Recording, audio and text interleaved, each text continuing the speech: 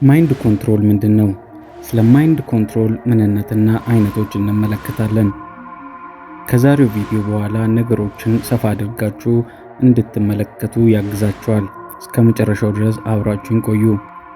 ታዲያ ሌላ ሰው የእኛን አእምሮ መቆጣጠር ቢችልስ ይቻላል ወይስ የሳይንስ ልቦለድ ታሪክ ብቻ ነው? በቀላል አነጋገር ማይንድ ኮንትሮል ማለት አንድ ሰው የሌላን ሰው አስተሳሰብ፣ ስሜትና ባህሪ በድብቅ ወይም በግልጽ የመቆጣጠር ሂደት ነው።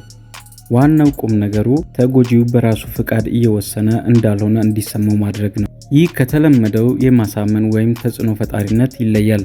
በተለመደው ሁኔታ ሰዎች ሀሳባቸውን በነፃነት ይለዋወጣሉ፣ ይመካከራሉ፣ በመረጃም ይሁን በምክንያት ይግባባሉ። በማይንድ ኮንትሮል ግን አንድ ወገን የበላይነትን በመጠቀም ሌላውን አቅመ ቢስ ያደርገዋል። የመጀመሪያው የስነ ልቦናዊ ማታለል ይገኝበታል።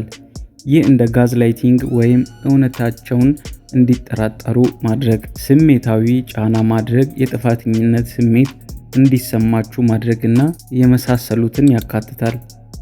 ለምሳሌ አንድ ሰው ሁልጊዜ ስህተት እየሰራ ወይም እየሰሩ እንደሆነ እንዲሰማው በማድረግ በራስ መተማመኑን ሊያሳጡት ይችላሉ። በዚህም በቀላሉ የራሱን መሳሪያ እንዲከተሉ ያደርጋቸዋል።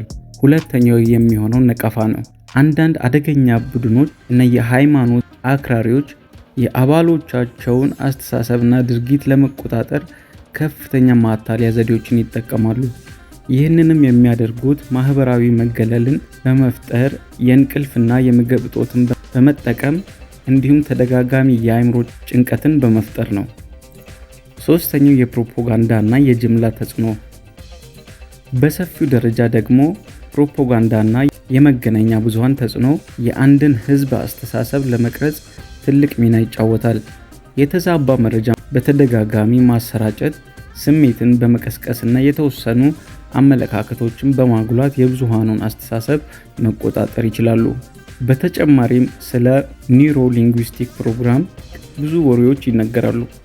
ምንም እንኳን የሀሳብ ልውውጥን ለማሻሻል እና ግቦችን ለማሳካት የሚያገለግል ቢሆንም አንዳንዶች እንደ ማይንድ ኮንትሮል መሳሪያ አድርገው ይመለከቱታል።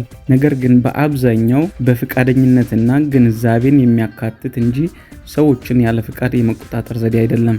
እሺ፣ አሁን ወደ ዋናው ጥያቄያችን እንመለስ። በእርግጥ ሰውን ሙሉ በሙሉ አእምሮን መቆጣጠር ይቻላል? በሳይንሳዊ ደረጃ አንድ ሰው እንደ ሮቦት ያለ ምንም ሀሳብና ስሜት መቆጣጠር በጣም ከባድ ነው። የሰውን አእምሮ እጅግ በጣም የተወሳሰበ እና የራሱ የሆነ የመከላከያ አቅም አለው። ይሁን እንጂ ከፍተኛ የሆነ የስነ ልቦና ጫና፣ የማታለያ ዘዴዎችና ለረጅም ጊዜ ተጋላጭነት አንድ ሰው የራሱን አስተሳሰብ እና ውሳኔ የማድረግ አቅም እንዲያጣ ሊያደርጉ ይችላሉ። በዚህ ሁኔታ ተጎጂው የሌላ ሰው ፍላጎት እንደራሱ አድርጎ ሊያስብ ይችላል።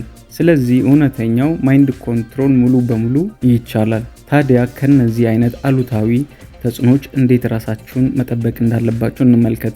ስሜታዊ ይግባኝ በሚቀርብበት ጊዜ ጥንቃቄ አድርጉ።